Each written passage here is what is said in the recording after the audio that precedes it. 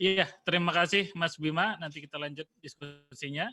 Sekarang kita beralih ke Pak Iwan. Assalamualaikum Pak Iwan. Mungkin mudah-mudahan Pak Iwan bisa memberikan gambaran ya apa yang sedang dirasakan oleh pengusaha dan harapan-harapannya, dan mungkin kalau seandainya ada rekomendasi solusi bagi negara kita. Dipersilakan Pak Iwan. Ya, terima kasih Mas Mardani, Mas Aldi, Bung Rocky Gerung. Jadi happy to meet you today, ya, karena saya kangen. Mas. Sangat kangen saya dengan sudah lama tidak mendengar kata-kata dungu gitu ya. Jadi saya kangen dengan itu. Oke, akan diperbanyak. Mas Bima juga terima kasih dari pencerahannya. Jadi gini ya, buruk kalau itu terjadi. Sehingga kita harus berusaha untuk memberhentikan penurunan itu supaya balik, walaupun pelan tuh balik ke atas gitu. Ini yang saya kira perlu kita lakukan gitu ya. Nah, kemudian kalau kita lihat kondisi, ya, ini beberapa poin yang diminta ke saya kan bagaimana kondisi pelaku usaha di tengah pandemi misalnya. Sektor-sektor apa? Sektor-sektor yang paling parah itu kan sektor pariwisata, ya, khususnya hotel dan restoran. Ya, di mana hotel dan restoran ini jangan lihat hotel-hotel gede saja. Hotel-hotel itu ada 30.000 sekarang itu hotel ya. Itu 28.000 itu adalah hotel kecil nih. Hotel melati, hotel apa namanya yang dimiliki oleh kakek-kakek, nenek-nenek yang sejak zaman dulu itu 28.000 itu. Yang karyawannya mungkin 20 segala macam itu. Itu sekarang tingkat okupansinya sekitar 10-15%. Kemarin itu bahkan cuma 5%. Belum lagi restoran gitu ya. Sebab apa? Kalau hotel dan restoran itu macet, belanja kepada pertanian itu juga macet gitu loh. Karena apa? Karena restoran kan nggak buka. Terus siapa yang beli sayur, siapa yang beli buah, kan begitu. Catering juga nggak jalan. Kemudian supplier yang biasa mensuplai hotel itu juga mandek. Jadi ini yang parah dan sampai sekarang ini susah, ya, tidak ada perbaikan yang berarti siapa yang mau pergi gitu. Itu ya. Kemudian sektor lain itu adalah sektor retail, ya, perdagangan. Ini hampir namanya pasar-pasar Tanah Abang, pasar Pondok Gede, pasar Bekasi, itu semuanya mengalami penurunan. Saya sudah datang ke bawah, mereka mengatakan, Pak, sekarang itu orang habis lebaran nggak ada lagi halal bihalal, nggak ada lagi pengajian, tidak ada lagi orang kawinan. Terus siapa yang mau belanja ke pasar ini? Gitu. Itu yang sebenarnya dihadapin oleh sektor retail. Ya. Siapa yang pergi ke Tanah Abang begitu. Nah ini memang sangat dirasakan sekali bagi ini pelaku kecil ini. Kemudian transportasi, ya jelas karena orang tidak bisa ke sana kemari. Ini terjadi di berbagai kecuali ekspedisi yang mengangkut barang itu masih bisa jalan. Tapi transportasi umum yang mengangkut manusia itu sudah terpukul berat sekali. Kemudian manufacturing ya, dan tekstil, sepatu, sandal itu nggak ada lagi orang beli di situ. Otomotif dan elektronik ya. Otomotif itu sekarang bekerja pada tingkat di bawah 40% dari kapasitas. Sudah hilang itu sekitar 60%. Nah, padahal usaha-usaha yang semacam ini juga punya subcontracting-nya, punya supplier di bawah. Jadi ketika dia itu mati, yang atasnya, yang bawah pun juga ikut kesulitan. Ini saya kira yang kemudian terjadi di lapangan ya. Nah, sektor yang relatif oke itu misalnya sektor telekomunikasi itu justru mengalami pertumbuhan yang bagus karena semua orang sekarang pakai online ya, apalagi siswa-siswa semua pakai itu. Kemudian yang berkaitan dengan kesehatan ya. masker ya. Masker ini bagus kalau kita tumbuhkan karena sekarang masker bisa diproduksi oleh industri rumahan itu. Industri rumahan yang tadinya apa namanya menjahit gitu sekarang bisa pindah bikin masker, bikin macam-macam. Jadi sebenarnya kalau kita menghidupkan masker ini juga menghidupkan juga industri kecil ya. Kemudian yang berkaitan kesehatan, obat-obatan, jamu-jamu gitu ya, kimia itu relatif masih bisa bertahan lah. Kemudian juga makanan jadi. Jadi orang banyak juga membeli dari makanan jadi, kemudian online. Dan yang menggembirakan itu pertanian. Karena pertanian ini relatif masih oke ya, karena memang orang harus makan. Yang ini yang justru harus dijaga. Jangan sampai nanti kita sudah susah begini, uang sudah nggak ada, beras pun nggak ada. Gitu. Kenapa? Karena di negara-negara lain sebenarnya sudah melakukan moratorium. Mereka tidak akan lagi ekspor pangan, misalnya Vietnam itu sudah mementingkan untuk kebutuhan dalam negeri dulu. Oleh karena itu kita harus memberikan penekanan bahwa petani di desa-desa itu harus diarah supaya jangan sampai mengurangi produksinya. Ya. Dan yang penting lagi setiap orang harus menjaga family food security, ketahanan pangan dari tiap-tiap keluarga. Ya. Kalau perlu dia bekerja sama dengan petani di desa untuk menanam makanan untuk keluarganya sendiri. Ini akan sangat menolong ya ketika betul-betul resesi ekonomi ini menjadi semakin buruk dan semakin buruk ya. Paling tidak kalau kita bisa makan, negara ini masih selamat gitu ya. Itu barangkali yang dilihat dari sektoral dan sektor-sektor di luar itu. Ya, kalau tadi saya gambarkan yang paling sangat parah dan yang masih oke dan yang diantaranya itu ya parah kondisinya.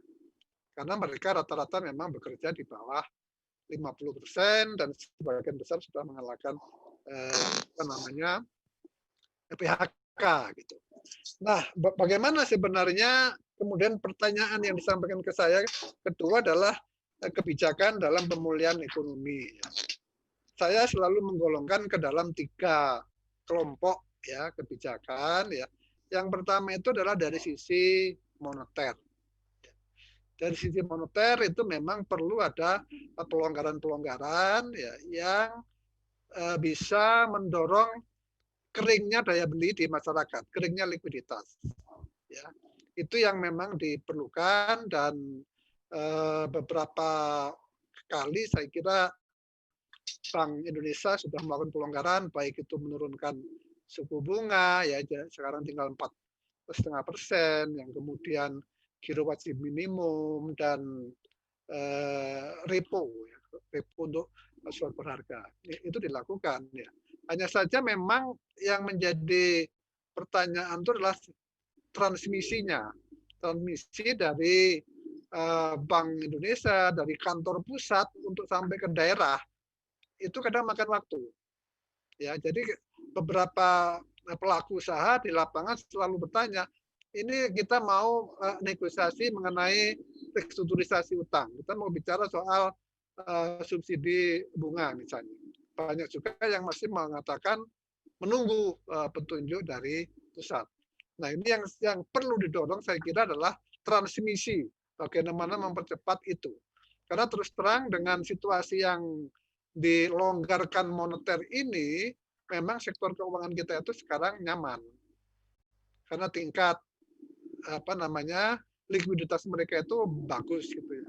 Tetapi yang sebenarnya kan bukan hanya kenyamanan sektor keuangan yang diperlukan, tetapi adalah bagaimana likuiditas yang kering di masyarakat itu bisa ditumbuhkan. Saya kira ini yang perlu dipelihara nanti Mas Mardhani ya, dimintakan kepada mereka jangan hanya mengamankan dirinya sendiri dengan sektor keuangan, tetapi juga bagaimana transmisinya dipercepat begitu. Karena banyak yang itu sebenarnya di lapangan itu bukan langsung kepada bank. Orang yang beli motor ya kayak ojek online itu belinya di leasing. Ya, sementara leasing itu kan tidak dapat pertolongan apa-apa. Leasing itu bukan bank gitu loh.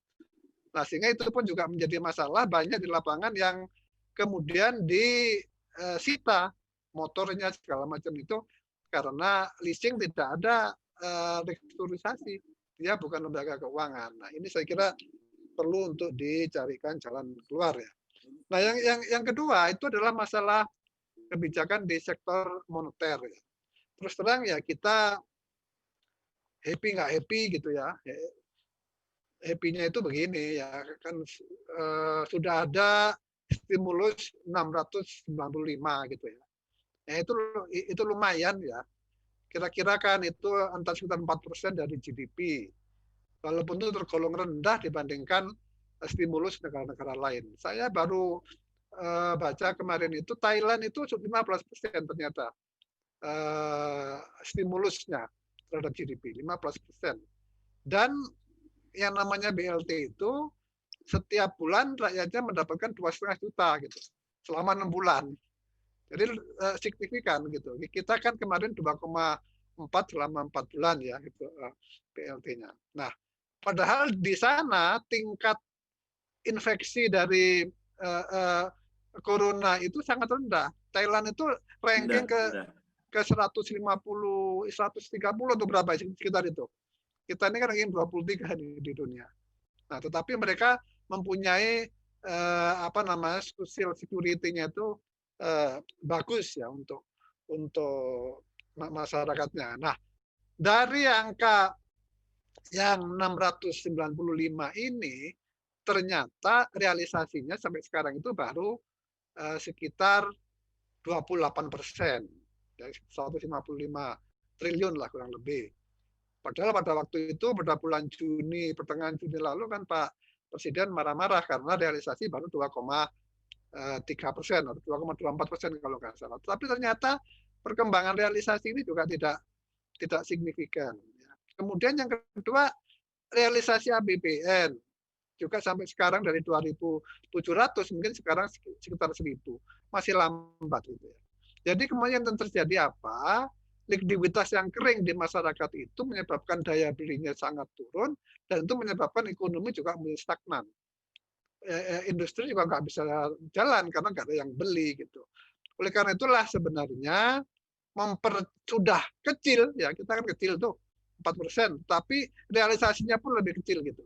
Jadi kadang-kadang memang kita bertanya, kalaupun kita mau suruh nambah-nambah, yang sedikit aja juga belum bisa terserap dengan baik begitu. Ini ada masalah birokrasi yang memang kita nggak bisa salahkan gitu loh. Kita ada Perpu nomor 1 tahun 2020 kemarin ya 20. Untuk ya membebaskan. Tapi itu yang dibebaskan yang atas gitu loh. Pejabat tinggi, tapi yang bawah-bawah bagaimana? Karena saya tahu birokrasi itu takut untuk melanggar aturan ya. Karena kalau enggak ntar 4-5 tahun waktu sudah normal mereka masuk penjara gitu. Karena korupsi itu bukan semata-mata uangnya dimakan, tetapi karena melanggar aturan begitu. Itu yang tentu kita harus pikirkan ya, bahwa katakan untuk refocusing anggaran itu bolak-baliknya itu bisa 2 bulan itu antara satu lembaga ke Kementerian Keuangan. Kalau nggak kita potong, ya akan begitu. Dikasih pistol pun di kepalanya yang namanya birokrasi, kalau sudah melanggar nggak berani dia. Kecuali ada aturan hukum yang memungkinkan mereka untuk boleh mempercepat itu. Nah ini makanya di dalam komite yang baru dibentuk yang ada Mas Erick Thohir di situ itu, sebenarnya kenapa kok tidak dimasukkan unsur penegak hukum? Kejaksaan, LPP, kemudian kepolisian gitu, supaya kemudian memberikan rasa aman bagi birokrasi, mempercepat proses realisasi. Tentu kalau dikorupsi tidak ada ampun ya, tapi kalau itu mempercepat karena ini kondisi yang urgent, saya kira itu harus dilakukan. Dan itu memang koordinasinya itu semua ada kewenangannya di tangan presiden gitu, yang mestinya bisa dilakukan. Kan polisi di bawah presiden, kejaksaan di bawah presiden juga. Untuk derajat tertentu KPK pun sebenarnya juga bisa dipengaruhi kan begitu. Nah inilah yang saya kira dipercepat itu penting ya. Nah kemudian dukungan untuk dunia usaha saya kira udah macam-macam tadi udah jelaskan oleh Mas Bima ya, tetapi memang persoalan utamanya itu kan kelambatan realisasi itu. Oleh karena itulah kita mesti sekarang begini, kalau kita memang susah juga, saya masih optimis akhir tahunnya akan baik gitu ya. Karena apa? Karena pembelanjaan akan digenjot gitu. Harus dihabiskan itu ya, dari APBN yang sisa harus dihabiskan, stimulus juga dihabiskan. Jadi akhir tahun ini kelihatannya akan ada perbaikan. Tetapi itu belum tentu untuk tahun 2021 nanti gitu. Karena berarti kita mulai lagi, nggak ada uang lagi itu nanti tahun 2021. Nah ini yang saya kira yang mesti kita lakukan ya, terobosan-terobosan semacam itu. Kami mengambil keputusan yang mungkin tidak populer ya, demi mempercepat ya, agar prosesnya ini segera terjadi permintaan, segera terjadi daya beli, dan kemudian dari sisi supply pun menjadi jalan gitu. Nah, kemudian bagaimana efektivitas pemulihan ekonomi? Itu pertanyaan ketiga yang sampaikan ke saya. Itu ekonomi tidak akan jalan kalau wabah ini masih seperti ini gitu. Jadi penyelesaian ekonomi itu sangat menentukan dari penyelesaian wabah, penyelesaian kesehatan. Tapi kesan dalam pemikiran saya itu bukan beli obat, bukan beli vaksin, ya, tetapi adalah surveillance. Bagaimana mencegah penyebaran? Karena tiap hari sekarang itu angka sudah semakin tinggi terus. Setiap hari terjadi pemecahan rekor baru, 3.500 satu hari, gila nggak? Waktu Jakarta 150 aja kita sudah gemetaran gitu. Sekarang itu kok menjadi biasa dengan angka yang begitu besar. Jadi kalau angka ini nggak berhenti, maka ekonomi juga tidak akan jalan. Oleh karena itu kalau menurut saya pencegahan surveillance ini menjadi mutlak gitu ya, dilakukan lebih dulu sebelum yang lain-lain ya. Karena itu saya sebenarnya pada bulan April lalu kan berharap akan terjadi lockdown pada waktu itu ya. Karena waktu itu hanya di Jakarta, negara di daerah itu belum ada kondisi yang kayak sekarang ini gitu. Jadi kalau Jakarta pada waktu ditutup itu mungkin daerah lain tidak akan jadi. Jakarta diikat. Iya, waktu itu saya bilang jangan sampai pola Jakarta itu diikuti oleh pola daerah gitu. Sekarang diikuti udah. Jadi kalau kita lockdown nggak mempan juga kalau sekarang. Tapi kalau waktu itu masih bisa. Kita apa yang dinamakan kita losing the golden time. Kita kehilangan waktu pada waktu itu. Ya, jadi itu yang saya harapkan. Jadi kalau kita bicara kesehatan, jangan kemudian diasumsikan beli vaksin atau beli obat. Karena nggak ada obatnya. Vaksin itu juga belum ada vaksin itu gitu loh. Untuk apa kita mesti belanjakan uang yang banyak ke situ? Apa yang harus dilakukan? Sederhana saja, yaitu jaga jarak, pakai masker, cuci tangan, jangan kemana-mana itu. Itu yang utama. Cuman kalau kita bilang jangan kemana-mana, rakyat mau makan apa nanti gitu. Karena itulah saya menyarankan dari udah 2 bulan yang lalu bahwa tolonglah kasih subsidi untuk beli face shield, ya, sama masker begitu. Kalau semua orang pakai itu sama dengan social distancing gitu. Itu sama dengan menjaga jarak karena kita batasin semua penularan itu. Itu yang dilakukan. Kalau satu orang dikasih katakan 30.000 face shield itu ditambah masker misalnya 120.000 lah angkanya. Itu untuk 100 juta orang dikasih itu baru 12 triliun. Itu akan memberikan efek penurunan yang cukup signifikan. Ya.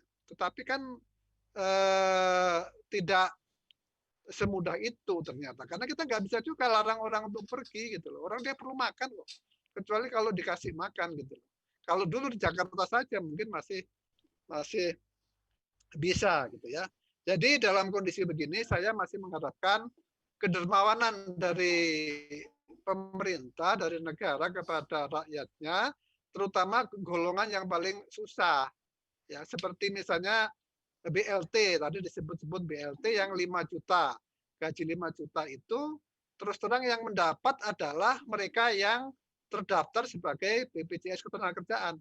Terus bagaimana dengan orang yang bekerja di usaha menengah dan kecil yang jumlahnya itu 97% dari tenaga kerja kita.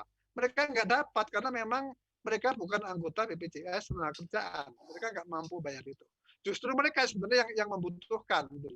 Karena itu saya selalu mengusulkan, oke lah sudahlah sekarang dikasih 15,7 juta. Tapi tolong kasih dong yang lebih membutuhkan lagi, yaitu yang bekerja di usaha menengah. Kemudian untuk banpres usaha mikro, itu juga masih UKM itu 60 juta jumlahnya. Yang dapat kemarin itu sekitar 12 juta. Masih ada 48 juta lagi yang belum dapat. Gitu. Nah ini yang menurut saya perlu diperjuangkan. Agak dermawan lah kepada rakyat kecil itu ya. Hanya saja memang kemudian pertanyaannya dari mana uangnya itu tadilah yang kita pertanyakan. Bimo juga menyatakan itu ya. Menurut saya sih ya memang susah gitu. Tetapi refocusing itu perlu. Kita bisa melakukan efisiensi di sana sini untuk proyek-proyek yang memang belum perlu gitu ya. Ya kita tangguhkan dulu lah. Kan banyak mau pindah ibu kota kayak apa itu kan belum terlalu perlu. Dan lain-lain saya kira masih banyak yang bisa dilakukan. Kemudian bagaimana dengan peran dari menteri-menteri yang punya background bisnis? Saya pikir mereka bisa cari duit ya. Ya misalnya kayak Menteri BUMN itu kan backgroundnya bisnis. Harapannya mestinya bisa dapat uang dari BUMN. Jangan malah BUMN-nya mengambil uang dari negara gitu. Ini yang saya kira penting untuk kita cari jalan keluarnya ya. Dan tentu tingkat kesejahteraan masyarakat itu menjadi tujuan akhir kita yang sederhana aja. Definisinya nggak muluk-muluk. Yang penting kebutuhan sandang papan dan pangan itu ada, kesehatan terjamin, pendidikan juga terjamin, ada pekerjaan, ada perawatan buat anak, wanita hamil, dan lanjut usia. Itu saja kalau bisa dipertahankan, saya kira topik dari hari ini mengenai kesejahteraan itu akan membuat lega masyarakat kita. Terima kasih. Assalamualaikum warahmatullahi wabarakatuh. Matur nuwun Mas Iwan. Keren. Terima kasih Pak Iwan. Ini ada satu pertanyaan Pak, karena sudah banyak sekali kita menyaksikan usaha-usaha yang saat ini sudah gulung tikar, merumahkan karyawan, memberhentikan